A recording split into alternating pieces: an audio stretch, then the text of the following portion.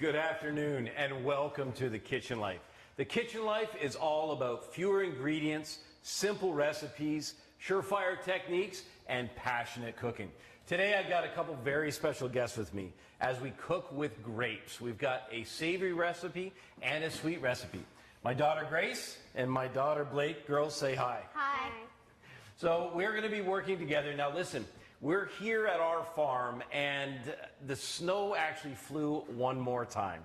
So it's such a good time to talk about fresh ingredients. Fresh ingredients that are delicious to eat fresh, but you can also cook and bake with them. The first thing that I have to show you, and this is so that we don't lose any of your attention, is this beautiful, look at this. So this is a pound cake. Now we finished one this morning, but what I want to show you is this is full of grapes. Now we've got both the Crimson seedless and the Thompson seedless grapes. And girls, we're going to dress this with a little bit of powdered sugar. So let's get a quick look at this. And this is such a nice way to finish this. So isn't that nice? It's easy, eh? So it's sweet enough, but that little bit of sugar will just dress it up nice. Do you want to try it? Okay, go ahead. So the great thing about being in the kitchen with your kids is you can really smack it. Go ahead. There you go. Make it rain. Make it rain. There you go. Is you get a chance to do recipes that they'll enjoy today, but in all likelihood, these girls will probably be making these recipes for years to come. Now, don't think that I don't have work for you. We've got eggs to crack, and we've got all kinds of great recipes. So you can see that's the first. So this is our ricotta pound cake with fresh grapes, and we can hardly wait to show you how that comes together. I'll just tuck that up there right now. And the other recipe that we're going to make is a cast iron chicken with Muscat grapes. Now, this time of year, and I'm going to ask my son Dakota to give us a great shot of what it looks like outside right now. Right now, things are frozen. So if you have a look outside, you'll see, and I'm just going to get this door, things are frozen. It's like this just about everywhere here in Canada. And this kind of weather always makes me think about springtime and summertime. The thing about grapes from Chile is that because they're from the southern hemisphere, you know, as a professional chef, we always eat local. But this time of year, we got to go to the southern hemisphere to get good ingredients like this. So Chilean grapes are just the ticket.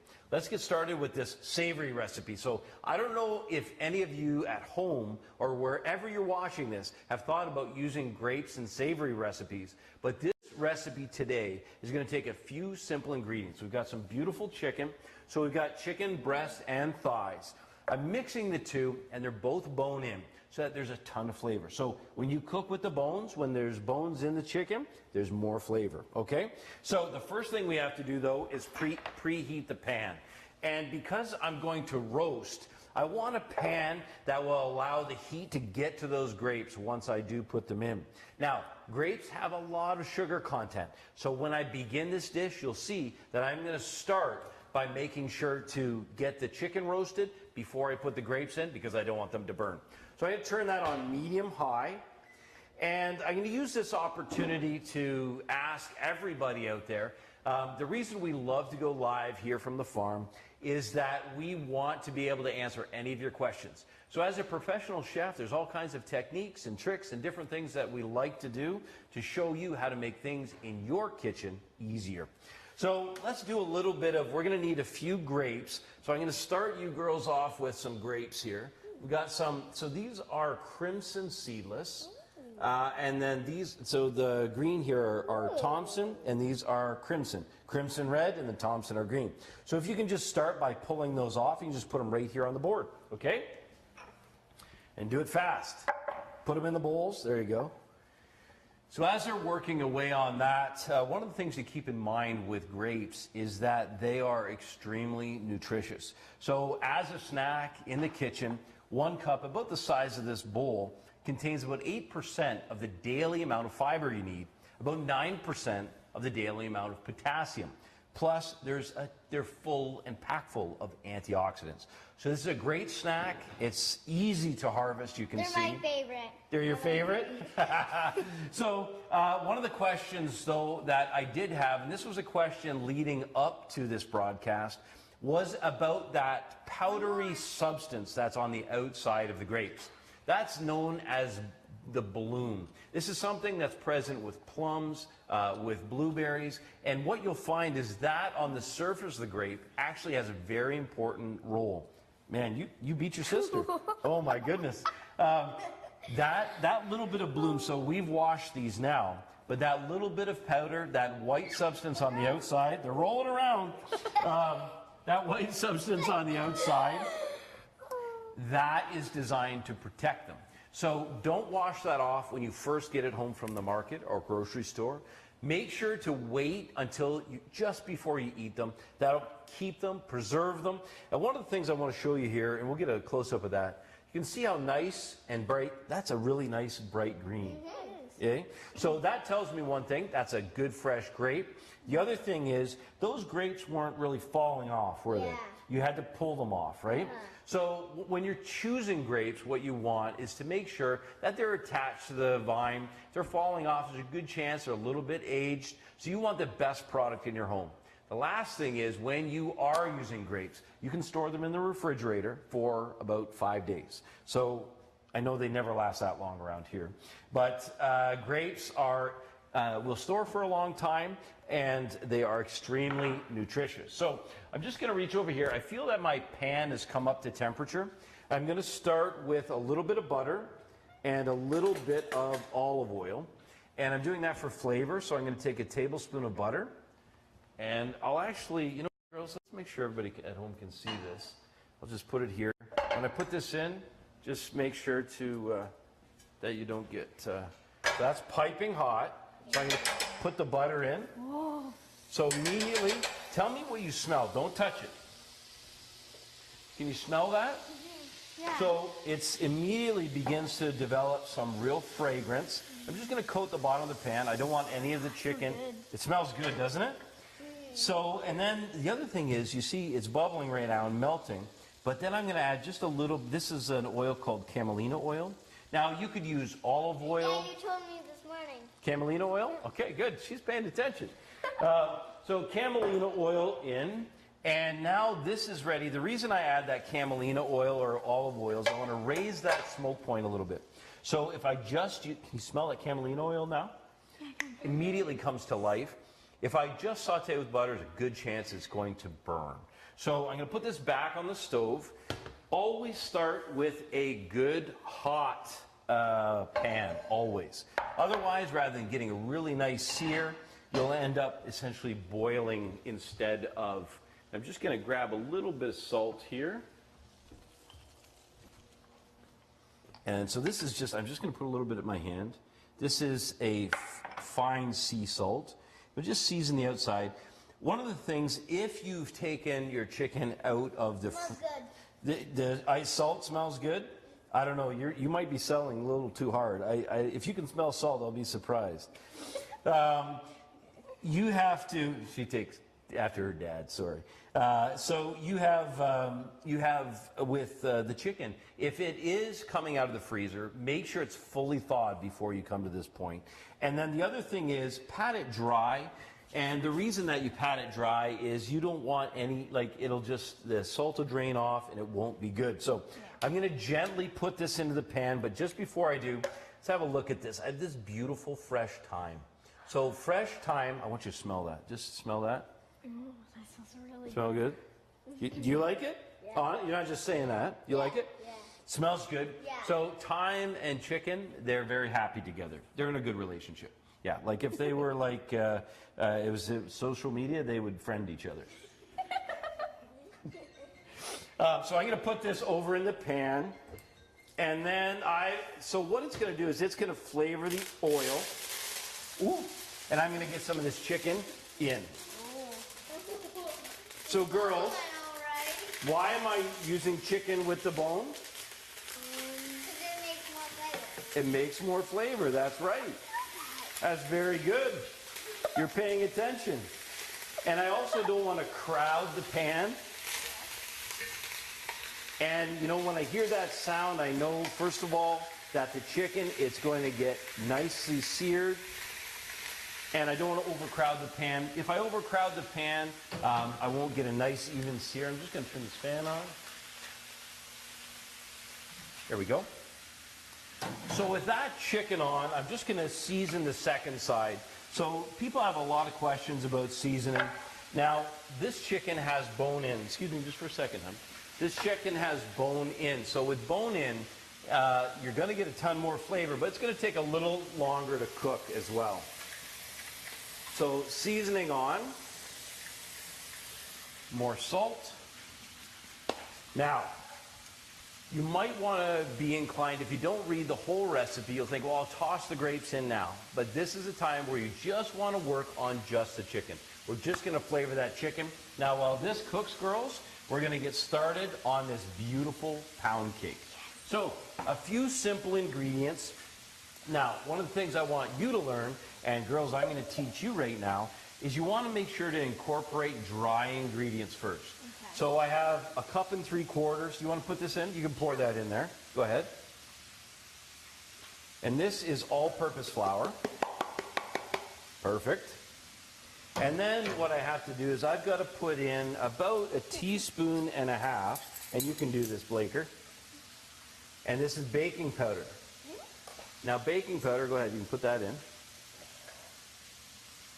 Good. So that's 1 teaspoon, and then I need 1/2 teaspoon.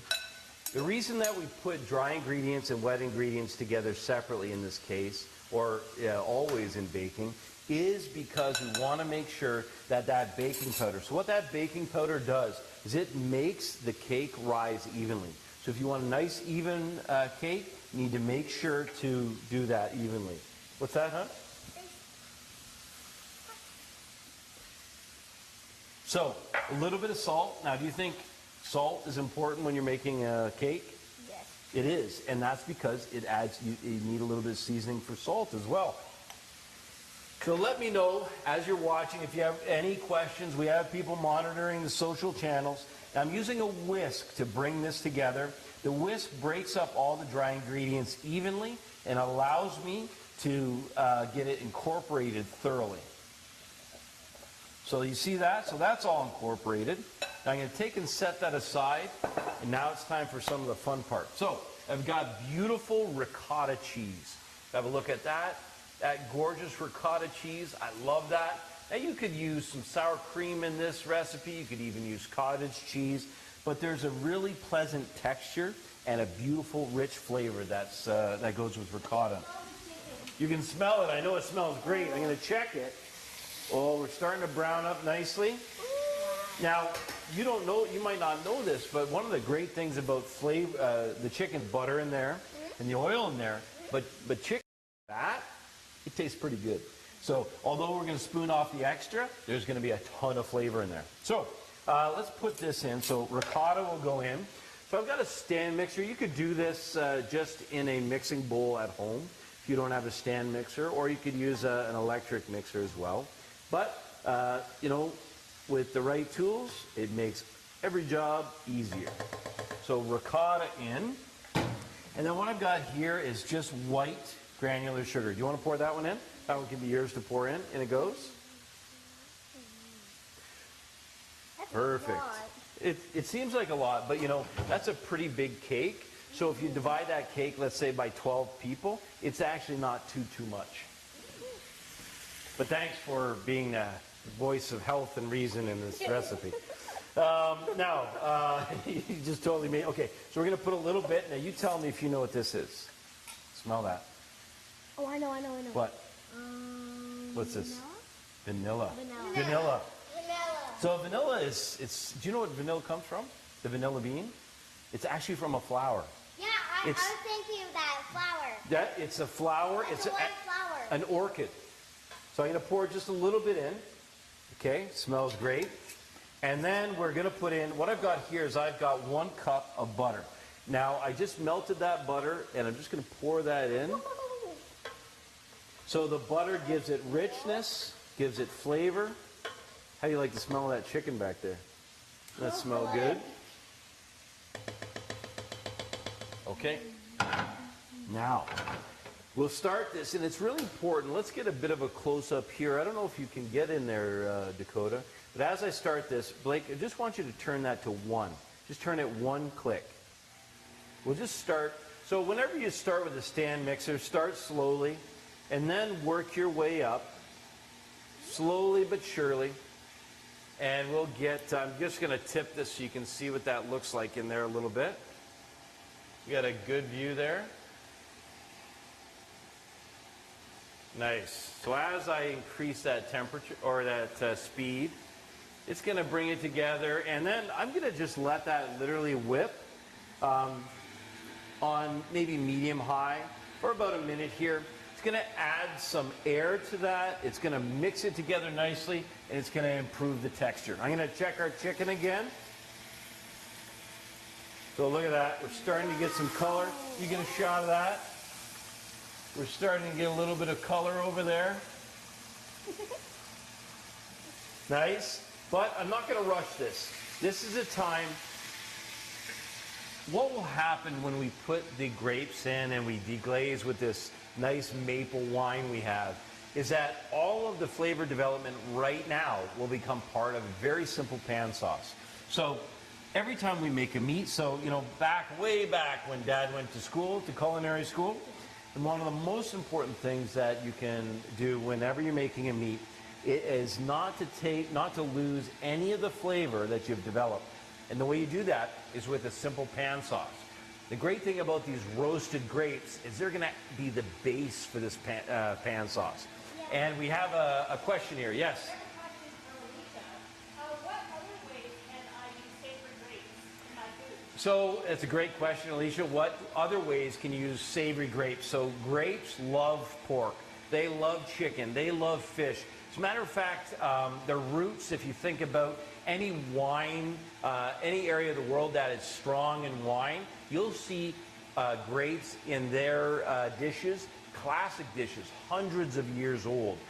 In particular, new grapes to Chile, a Muscat grape, slightly smaller, bolder in flavor, but you can use them just about in anything. The only thing really I don't ever use them in is dishes with beef, but that's not to say that it wouldn't be good. But I'm telling you, fish, chicken, I've done it with lamb, anything that lends itself to a certain sweetness will love grapes. How's that look? Good. You turn that up a little bit. Mm-hmm. Looks nice. Yeah, it looks like cookie dough. It does look like cookie dough. So now what we have is, I'm just going to move that to the back.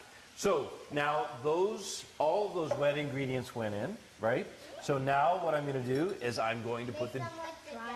You got it. You got it. You're paying attention. That's awesome. So I'm just going to put this in. And then one of the things you want to make sure to do. So if I turn this on high right now, you're going to end up wearing this. It's going to be a disaster. So we're going to turn it on low and bring it together. There we go. We'll start on low. And slowly bring it up. Now here comes the fun part. You both like cracking eggs, right? Yeah. Yeah. Okay, good. So we've got some beautiful farm fresh eggs here. Do you already take your bowls? Oh no, I used them for the grapes. I'm not paying attention. Okay. The grapes, they smell so good, eh? So beautiful. And the color is so beautiful. Okay, so you get to each crack an egg and I get to crack an egg. So farm fresh eggs, if you ever have the opportunity. Another thing, don't wash them until you use them. We've just washed these today. So crack that, get your eggs rolling there. And I'm going to continue to incorporate this. Good. How are you making out there? Good. Good? You just dropped the shell in there. How you doing? Good? Yeah. Got it? Mm-hmm. Well done. Do you need a cloth? Yeah. Okay, there you go. And turn this on high now. It's almost completely incorporated. And this is a good time to, once again, develop. So 11. This looks good though, right?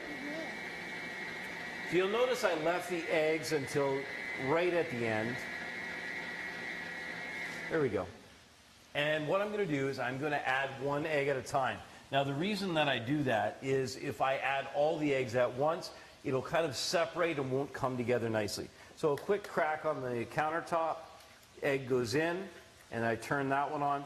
You'll notice that our batter here today is much more golden in its color because, quite simply, because we're using these farm fresh eggs, and they're a little richer in color. So that's one incorporated. Now I turn the mixer off and pour another one in. Beautiful. I think that's your egg.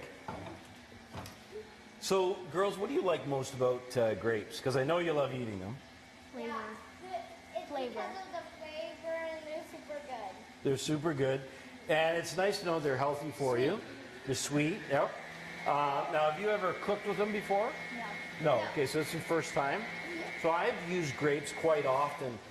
Sometimes when I'm looking to add to a fresh berry mixture, you might think that, like, for example, many of the upside down style cakes where you have berries on the bottom, grapes are a perfect addition there. So what you can do is you can actually take a current favorite recipe that you have and just supplement grapes in place of other berry fruits. Another egg. Other egg. So I'm going to put that in. Looking good. So again, we're going to turn that on, get it incorporated. Now that really looks like a cake mix. Okay? So whip that up. Now, I'm going to take some of these grapes and simply slice them in half.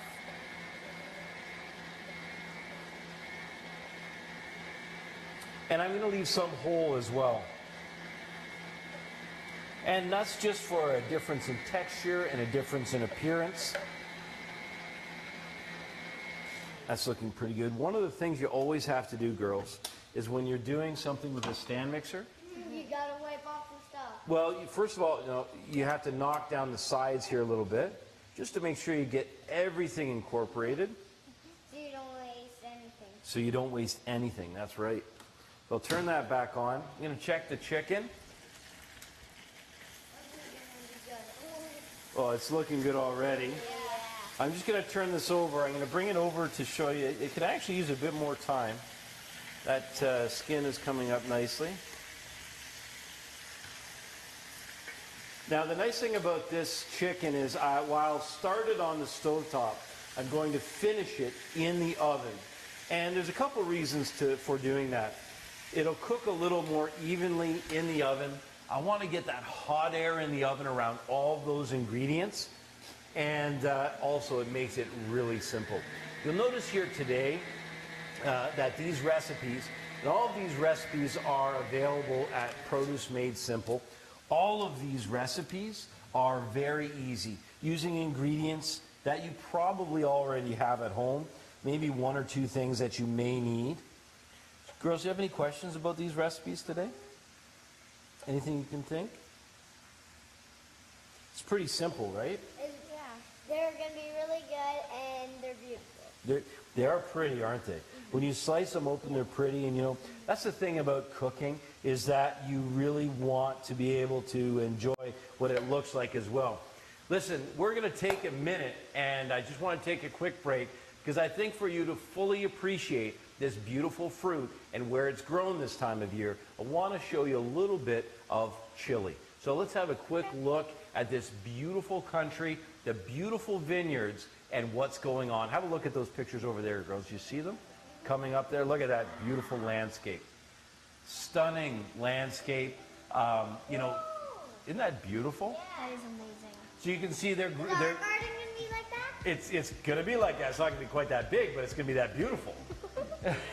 And so you can see there's different varieties of grapes. There's the Thompson seedless we're using right here. Again, you see that beautiful grape.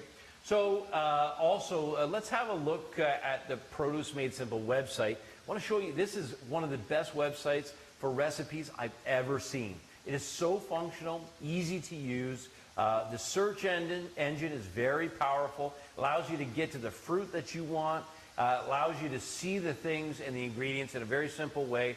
And now, for many of these recipes, there's videos to support them. So we can show you how to use it in our recipe, but then how you can incorporate it into your very own recipe. Remember, that's Produce Made Simple. So that's beautiful. Chicken's coming along nicely. So now it's time. I've got about half of these grapes sliced in half, and the other half I'm leaving whole. And like you said, Blake, it's very pretty. So you can use any kind of grape. And very sweet. It's very sweet, but you want to make sure that it's a seedless variety. Otherwise, when you bake this up, it'd be full of seeds and a little bit unpleasant. So let's go to our mix now. So this is our beautiful pound cake mix.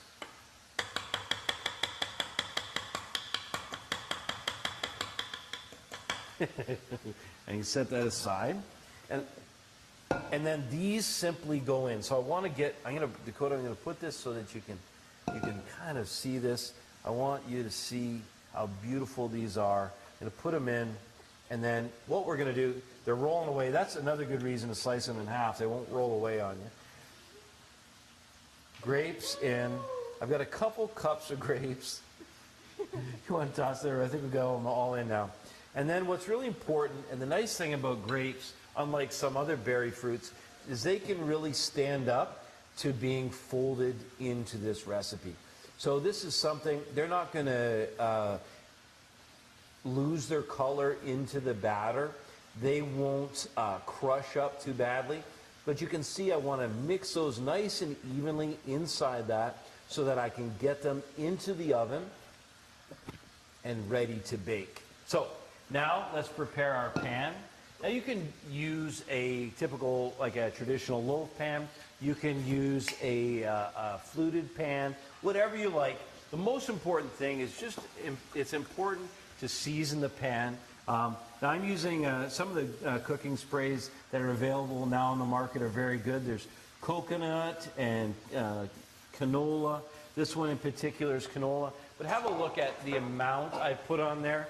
Make sure that you put plenty on. Any of the extra will be left in the pan, so don't worry about that.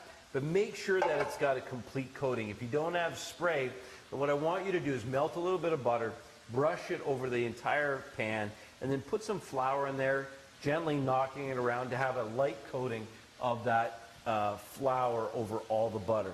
So look at this, girls. Tell me this doesn't look beautiful. Whoa. Now, Blake, what you can do is just spin that pan around for your dad. There we go. Okay, yeah, that's good. Hold there. Okay, stop for a second. Man, it's tough keeping up to you. Okay, and then we don't want to waste anything. Okay, you can leave that for a second. And so let's just get the rest of this beautiful batter. So it didn't take us that long to make this. It didn't take that many ingredients. You remember what we used? So we used Cheese. grapes, that's right. Butter. Butter, Flour. flour, and a little bit of sugar. You got it. So anytime you can make a delicious recipe like this, and we'll just spin this a little bit. You don't have to worry about this being uneven. As it cooks, it's gonna settle nicely. But what I generally do is I just give it a little push like this, just in case there's any little air pockets, and it just makes sure that it is just perfecto. What do you think? Is that beautiful? Let's have a look at that. Is that beautiful or what? You like it? Yeah. Okay, so I'm going to take and set that aside. I'm going to bring up, now I don't want you to get burned, but I'm going to bring this up, and I want to talk a little bit about this chicken dish. So be careful, because I don't want you to get splattered. So what I've got in the bottom of this pan is some really, really good flavor development. Now, you can smell the thyme. This time, I'm just going to remove, so it's really used its value. It's flavored the oil and the butter. But what I'm going to do now is when the grapes go in, I'm going to put some more fresh thyme in. And you know the way that I'm going to do this? I'm going to take this, look at this beautiful, like, are you kidding me? Like, what's available to us in terms of the quality is absolutely spectacular. I think I better save that one. I'm going to go to this one. And I'm literally going to take, and we'll just snip off a little piece. And actually, I'm going to use the scissors. You can try those. Have some. I made you not touch them all morning. So I'm literally going to lay that in there. Good. There you go. And then I've got some green grapes here. We're going to put some of the green in. It's nice to use both colors. I'm going to put them in whole like this, because that is going to roast just to perfection. And I want lots of grapes, and I'm going to leave them on the vine. The reason I'm going to leave them on the vine is that when it comes time to serve this dish, I want to be able to actually put some on the vine out to my guests. And let me tell you something. Guests are going to be impressed by this dish. Impressed because maybe they've not used grapes in this fashion before. If they've never eaten grapes in a savory way, this will be a great introduction for them. Now, you've done this for me before, stripped off the thyme, okay? So we're going to strip off a little bit of this fresh thyme. Go ahead and put it in, Grace. And so we're going to strip off a little bit of the fresh leaves, and then we're going to put some more bunches in. We want lots of thyme. Beautiful. So there's going to be lots of, and we're going to tuck in some of this fresh thyme in and around. Yeah. And this now I've got the oven. The oven is preheated to 350 degrees Fahrenheit. So if you want to get that oven open for me, I'm going to pop these in all the way open. Thank you. So that looks just beautiful. Okay. So we've got an incredible savory dish. We've got a beautiful sweet dish. Now let's have a look at this. Slice this.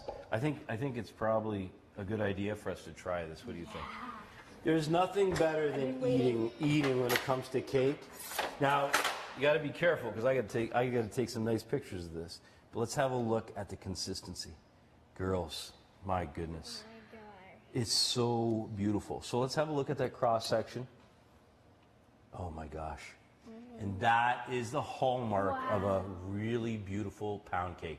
You see that dense dough and that beautiful flour, or the beautiful grapes, thank you. Let's literally, we got to try a little slices. I think what we need is a little bit of milk with this, but let's give it a shot. Okay, go for it. Grab a piece. I'm going to try a piece too. We have to try it. Oh my gosh, that's really good. If you need a pound cake recipe, this is the perfect pound cake. So the grapes, now let's talk a little bit about what the grapes taste like. So there you have a grape. If you haven't used grapes before, talk about what the grapes taste like when they're roasted. It's like a super concentration of sweetness. I want to show you something. Here, just taste this. I'm going to fish one of these out. Just taste just that grape and tell me about that flavor. There you go. Try that. Oh my gosh.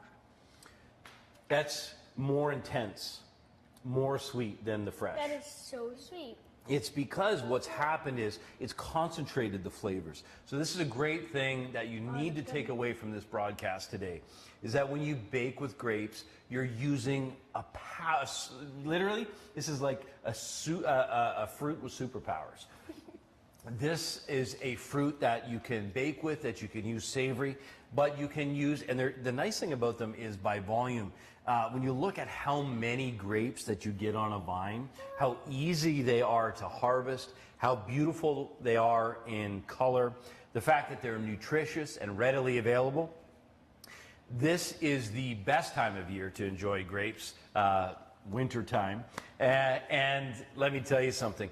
It has been a pleasure to share this with you today. Now listen, I want to tell you to go over to the Produce Made Simple website. That's where you're going to find the finished pictures of this. As soon as we're done this broadcast, we're beautiful chicken. Yeah, go ahead, eat it.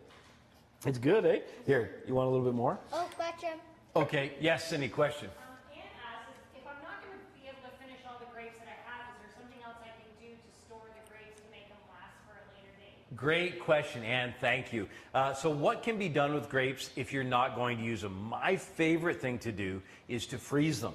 And there's no special thing that you need to do. I literally just wash the grapes, I dry them off and put them in a bag, and then I'll put them in the freezer. And I'll tell you something, with spring and summertime coming up, cold drinks, whether it be a lemonade or iced tea or anything out on the patio, what you can do is you can use those grapes as ice cubes.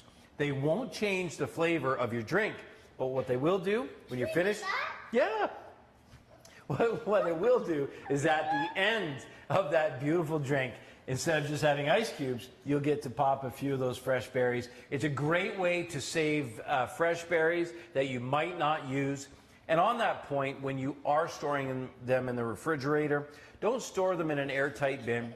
Store them in ideally what they're shipped in, whether it's a bag or however it's shipped. It will be perforated so that some air can get to it. Store it that way for 4 to 5 days. Don't wash it until you're ready to eat it. And by all means, bake with it, cook savory dishes with it, and enjoy it with your family. So for Grace, thank you for joining me today, and Blake, and for myself, I want to thank you for joining us today for this episode of The Kitchen Life. Go over to Produce Made Simple to check out that website. We'll have all the information in this particular post. And go over and give them a follow. They've got all kinds of incredible recipes and ingredients that you're going to want to see day in and day out on Instagram and on Twitter and on Facebook. Thank you for joining us. And for Grace and Blake, let's say goodbye. Bye. Bye. Thanks for joining us. Good afternoon.